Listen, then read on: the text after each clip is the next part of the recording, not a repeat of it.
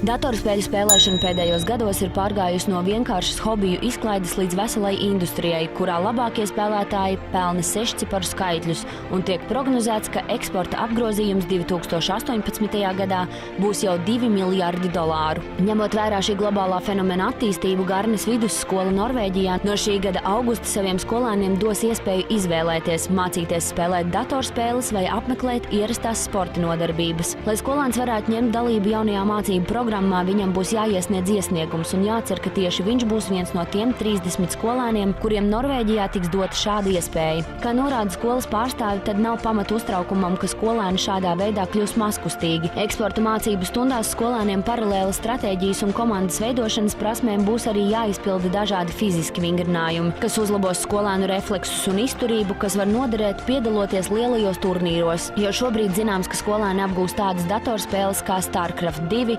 Counter-Strike, Global Offensive, Dota 2 un League of Legends. Ja vēl nesen skolās aizliedz lietot mobilos telefonus un ko tik vēl ne, tad, lūk, Norvēģijas skolās ir pamatīgs eksperiments, datorspēles iekļaut mācību programmā. Ko jūs par to domājat? Tas ir...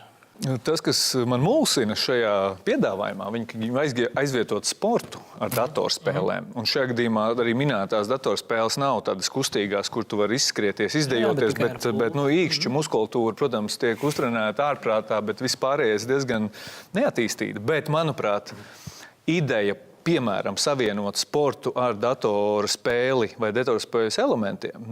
Atkal viens piemērs no man pusauģa dzīves, par cik viņš man ir tāds spilgts piemērs, viņš ir aizrāvies ar dance, ar to just dance, ja? Kur faktiski, kas ir ārkārtīgi izcila fizkultūra. Viņš nodījo stundu, viņš ir pilnīgi slapš, un viņam tas sagādā milzīgu prieku, daudz lielāku prieku nekā standarta sporta, teiksim, šie te vingrinājumi. Ja?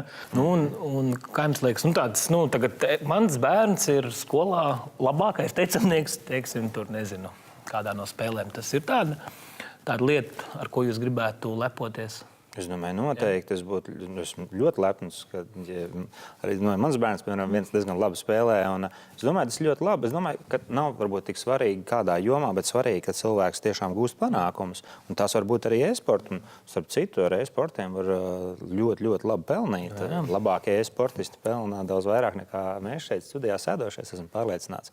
Tā kā tas var būt cienījama un veiksmīga nodarbe. Bet, ja runā, piemēram, par spēlēm jautājums, iedomājies viena spēle, ko es pats ar sevi spēlēju un saistīta ar sportu un aplikācijām, ir tāda aplikācija Seven, kas ir tā kā vingrošanas komplekss, kuram sekot, un tad kā sev pārspēt, kā padarīt lietas labākas, kas darbojās telefonā. Tā ir spēle, kuras regulāri spēlējas. Ļoti esmu ieradis sportot vai spēlēt ar sevi sporta spēli, izmantoju šo aplikāciju Seven, un man liekas, tā ir tiešām lieliskā lieta. Tā kā bez šaubām telefons sports ļoti labi iet kopā reizēm. Labi, Kriš, kā tev šķiet, ja tavā skolā būtu šāds priekšmets, kā izvēles, kā minimums izvēlētos? Es varbūt neizvēlētos, jo es neesmu vienkārši spēlīšs cilvēks, bet vispār tā doma ir diezgan apsveicama, jo arī datorspēļu spēlēšana attīsta kaut kādus smadzeņu centrus, kas varbūt citos brīžos neattīstās. Jo, ja es skatos uz tiem gameriem, ko es pazīstu, viņiem ir kaut kāds funkcijas un skatījums uz dzīvi daudz citādāks nekā mums, kas ar tām spēlītēm neaizraujās.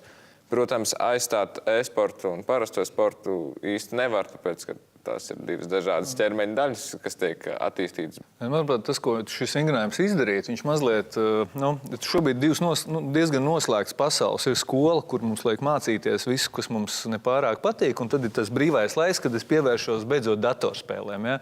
Savā ziņā šāds vingrinājums, viņš mazliet šīs pasaules tuvināt. Ja, kad es nāku uz skolu, tā būs 2 stundas nedēļā, ja? Bet tur arī būs tā lieta, kas varbūt, tā sanāca, ka viņi man patīk 10-kārt labāk nekā vispārējais. Bet tomēr kaut kā šīs man liekas, ka skolas reputācija kaut kādā brīdī arī ir svarīga lieta, ja, un var iegūt.